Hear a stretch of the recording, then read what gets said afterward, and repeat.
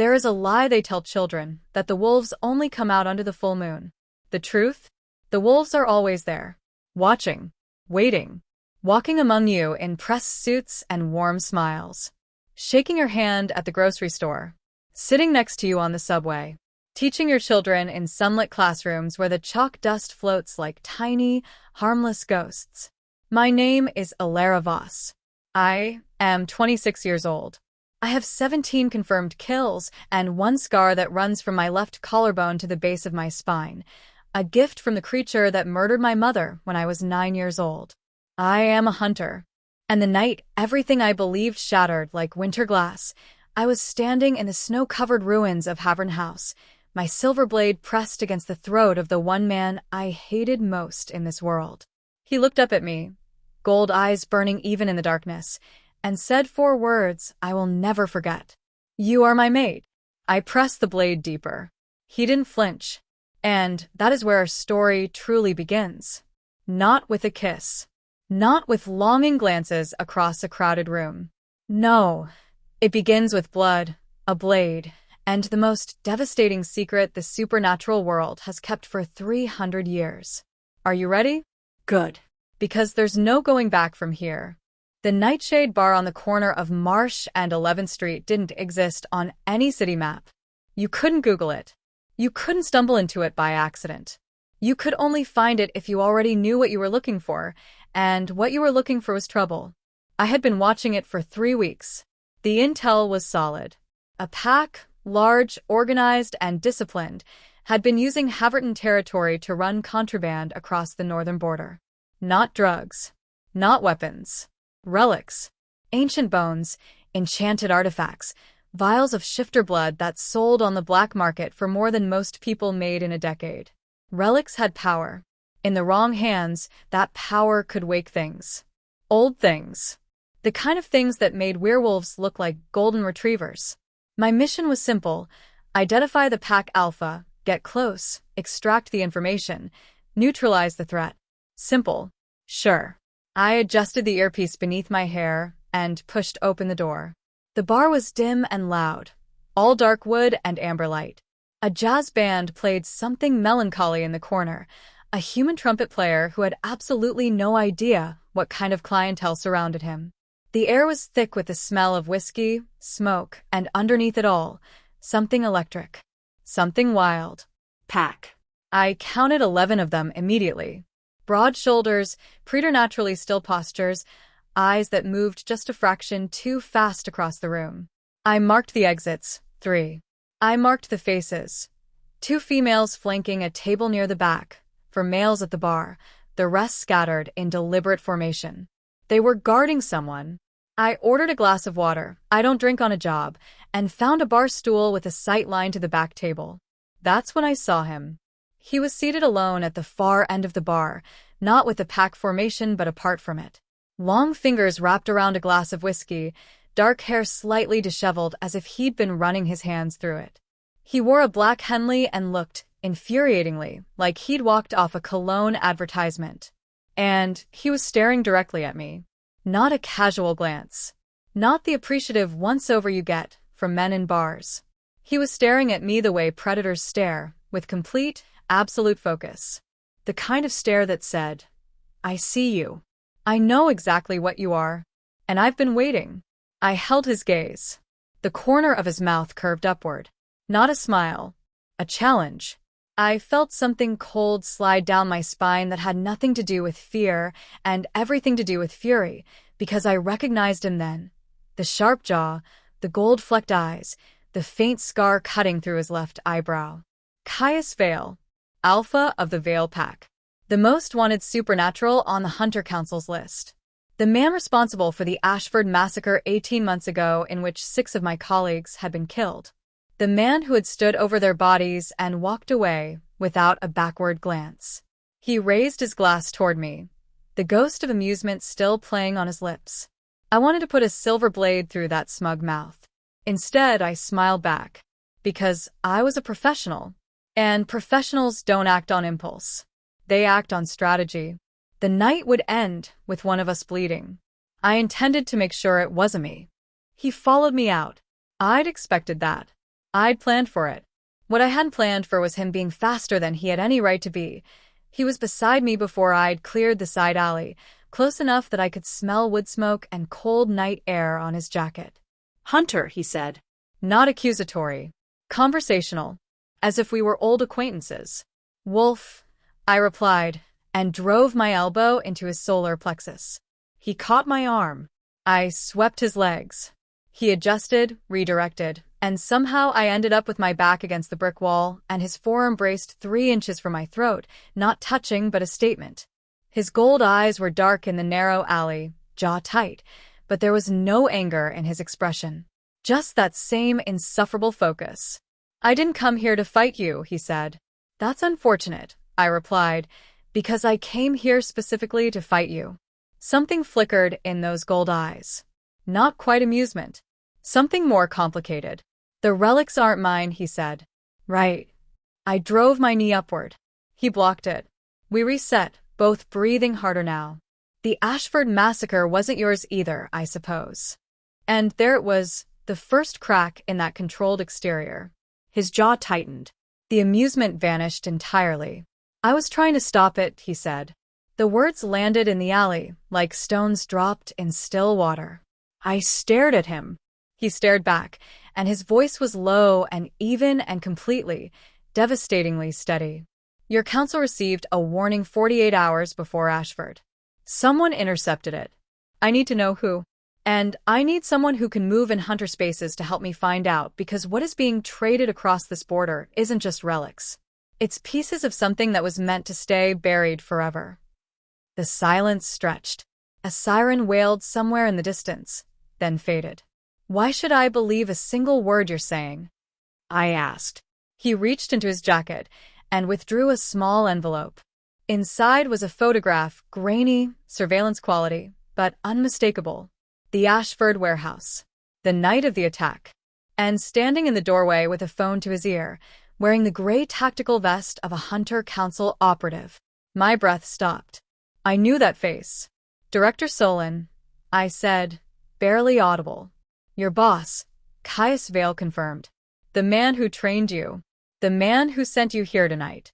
He lowered his arm, stepped back, gave me space. Deliberately, I noticed the way you give a cornered animal space. "I don't need you to trust me, Elara. I need you to be smart enough to consider that everything you think you know might be built on a foundation someone else poured." He turned and walked away. I should have let him go. I should have reported in. I should have done a dozen things that my training dictated. Instead, I said, quietly but clearly into the night, "Same time tomorrow. And you're buying." He stopped walking. He didn't turn around, but in the amber light spilling from the street, I saw his shoulders drop, just slightly, with what I could have sworn was relief. 3 days became a week. A week became 2. I told Director Solon I was deep in surveillance, building a full intelligence profile before moving in for extraction. He seemed pleased. He asked questions that, in hindsight, were too specific, too guided. Questions that had been quietly steering me towards certain pack members and deliberately away from others. Away from Caius. I stopped answering those questions completely and started asking my own. Caius and I met in different locations each time. A diner in the warehouse district, a city park at dusk, once in the back stacks of a university library where he spent 20 minutes critiquing the historical inaccuracies in a text about supernatural folklore while I tried very hard not to find it interesting. "This entire chapter is wrong," he murmured, flipping pages with one long finger. The Iron Accord of 1743 wasn't a peace treaty. It was a sentencing document. Hunters and packs agreed to classify an entire bloodline as he stopped. Glanced at me. "You're taking notes." "I'm always taking notes," I said. "On me. On everyone."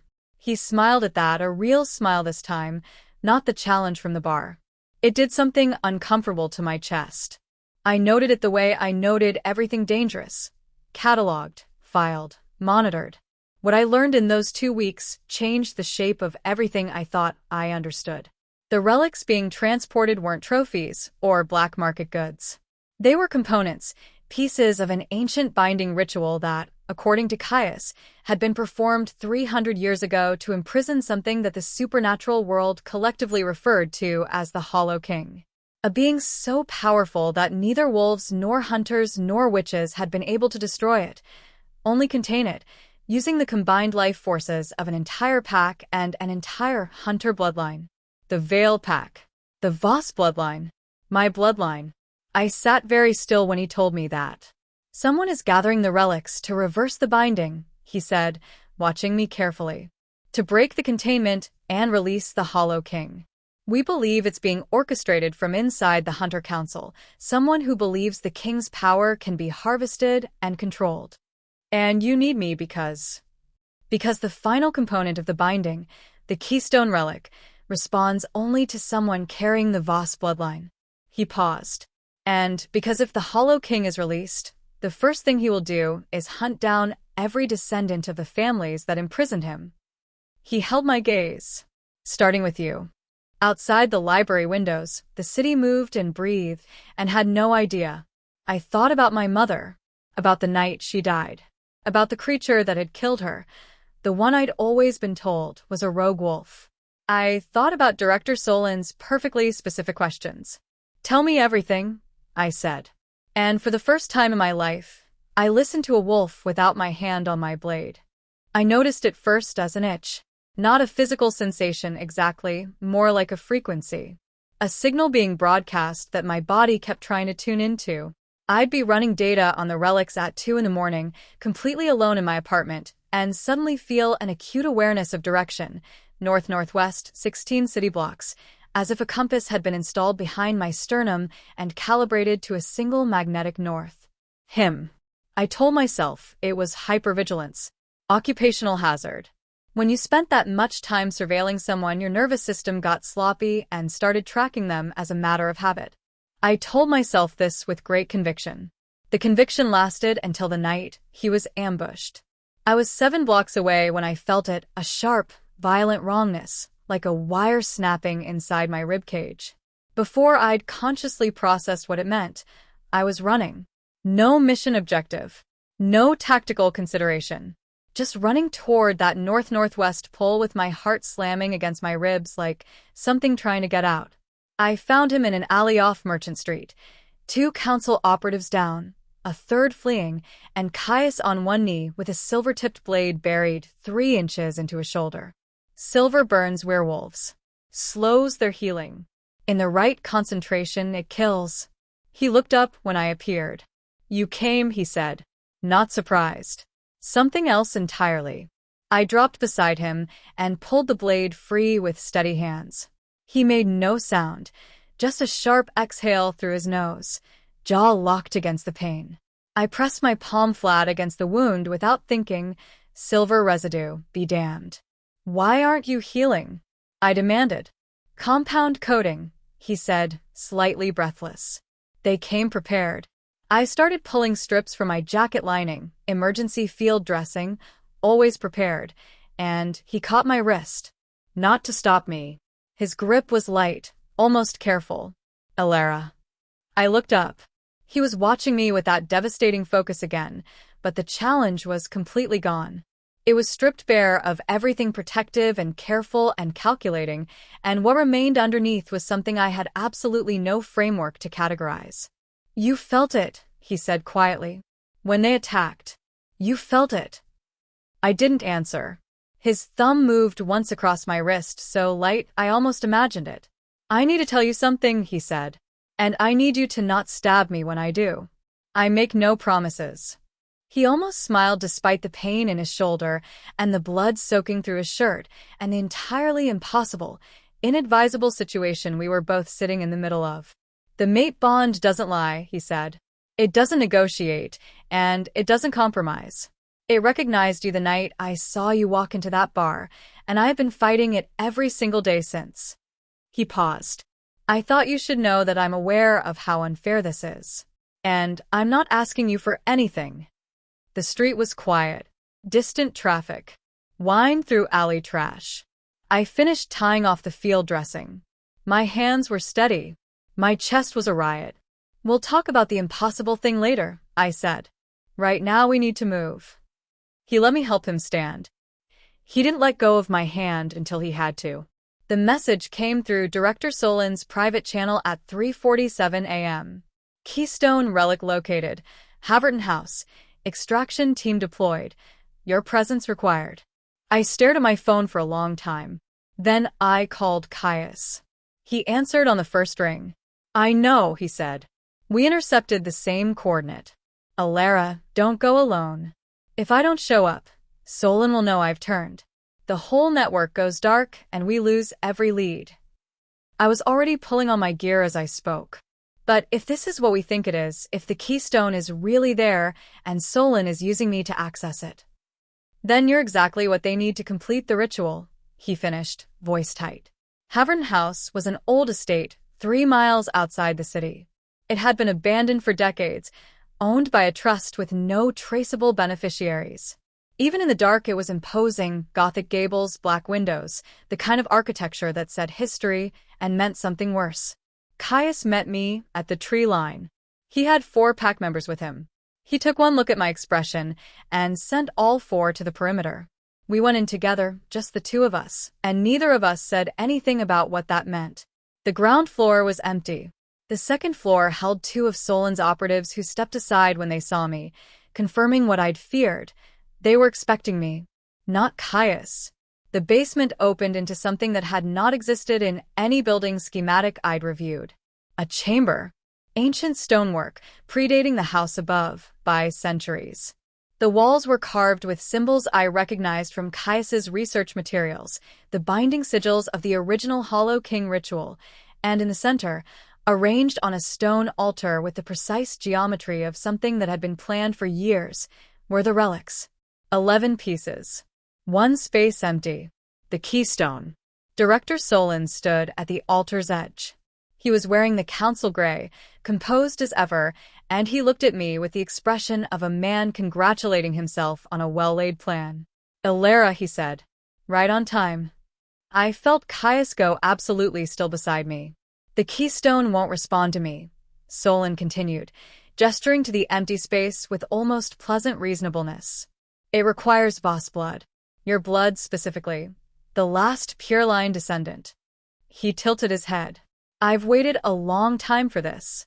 Your mother was, unfortunately, uncooperative. The room went very, very cold. My mother, I said, and my voice was someone else's, flat and quiet and barely containing something seismic. The rogue wolf that killed her was mine, Solin confirmed. She'd begun to figure it out. You understand.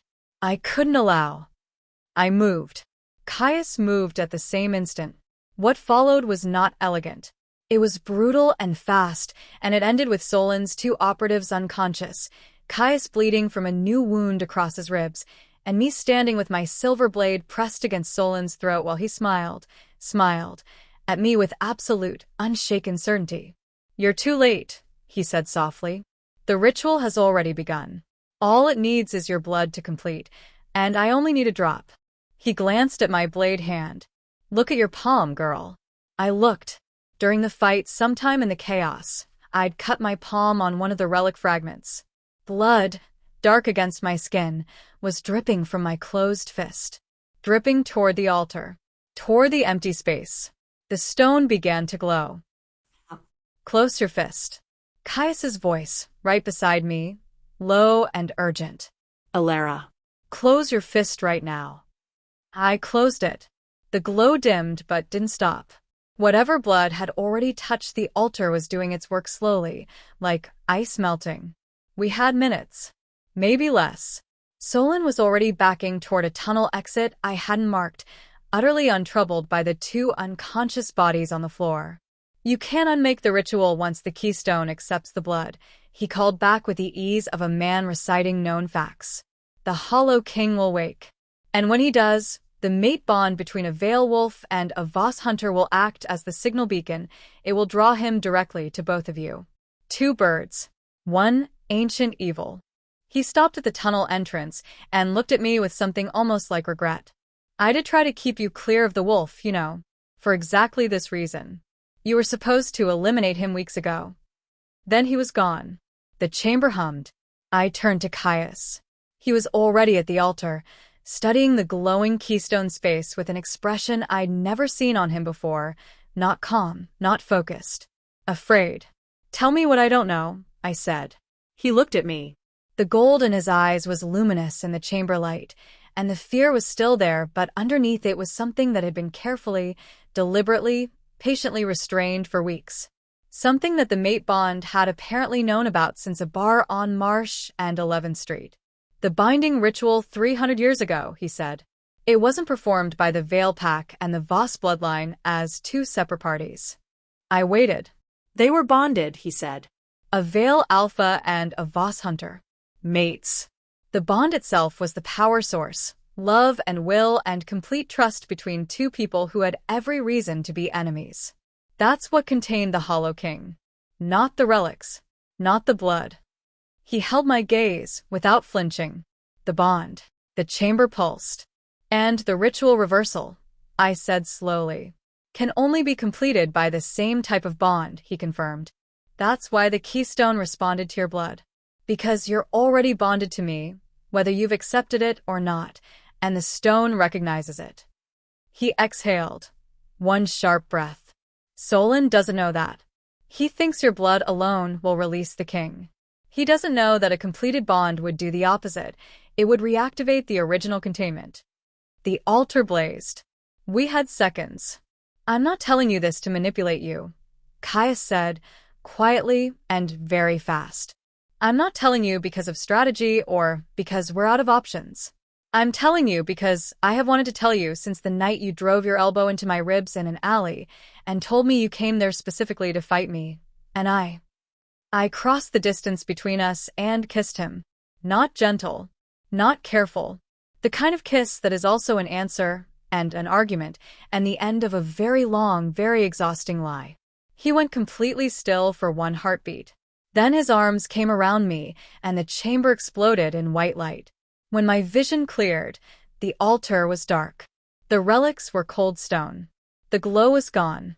Caius was breathing against my hair, one hand cradling the back of my head with the desperate, careful gentleness of someone handling something irreplaceable. "Did it work?" I asked. "Yes," he said. "Are you sure?" "Yes." I stayed where I was for another moment. My heart was still slamming. The cut on my palm throbbed. "I still might stab you later," I said. "For all the things you didn't tell me in the beginning." His chest moved against mine. He was laughing, quietly relieved and real. "I'd expect nothing less," he said. "We buried Haverton House. Literally, Caius's pack brought the foundations down with a precision that would have impressed a demolition crew, and I stood in the dawn light watching centuries of stone and secret collapse into rubble, and felt something unclench in my chest for the first time in a very long time. Solon was in the wind. The council had been notified, selectively, through channels I trusted, of which there were now exactly 2, and a warrant had been issued. He would be found. People like Solon always were. I told myself that. Caius and I drove back to the city in a silence that was entirely different from every silence we'd shared before. Less like 2 people refusing to speak. More like 2 people who had finally said everything that needed saying and were simply existing in the same space without armor. It was, I thought, the most unfamiliar feeling I'd ever had. I didn't entirely hate it. He pulled up outside my building as the sun was properly rising, gold and ordinary across the skyline, and sat for a moment with both hands on the wheel. "I want to be clear about something," he said. "Okay. The bond is real. I'm not walking it back, and I'm not pretending it isn't what it is." He glanced at me, steady, direct, the challenge from the bar transformed into something entirely other. "But I'm also not going to use it as leverage or push you towards something you don't want just because supernatural biology has strong opinions. You get to choose." I studied him for a long moment. "You know what your problem is?" I said. "Multiple things, I'm certain. You keep doing things that make it very difficult to maintain a reasonable amount of hatred toward you." He smiled. "And it was completely unfair, honestly. No one should be allowed to look like that after a night like that." "I'll work on being more hateable," he said. I got out of the car. Then I stopped. I'd been carrying a secondary data drive for weeks, the one I'd stolen from Solon's office before I'd known exactly what I was looking for. I'd run everything useful from it and set it aside. But something now, some instinct, some nagging frequency, made me slot it back into my laptop the moment I reached my apartment. I searched the archive using a new parameter. Voss. Veil. Bond. The drive returned one file. Encrypted. Dated. I broke the encryption in 11 minutes. I'd done it before in 9, but my hands were less steady than usual. The file opened. I read the first page. Then I read it again.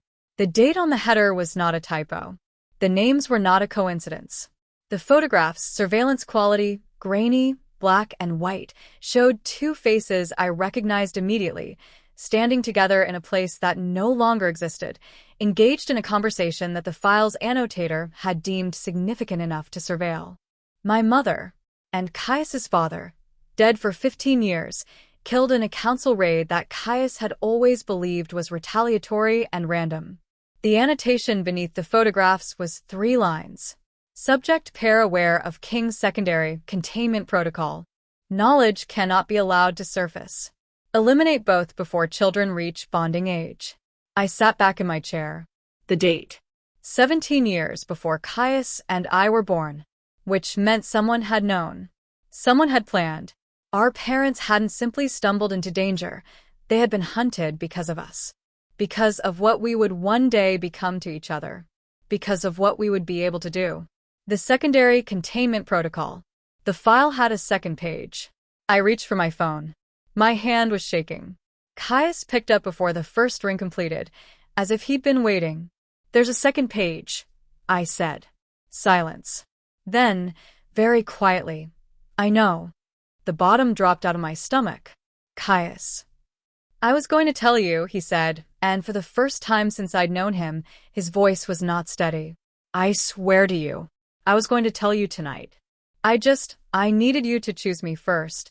Before you knew, I needed it to be real. What is the secondary containment protocol? I asked. The silence lasted 5 seconds. 10. The Hollow King can't be permanently destroyed, he said. Only recontained. And the original binding, what we did tonight, it's a seal. A lock. Another pause. But it has an expiration. The bond has to be renewed.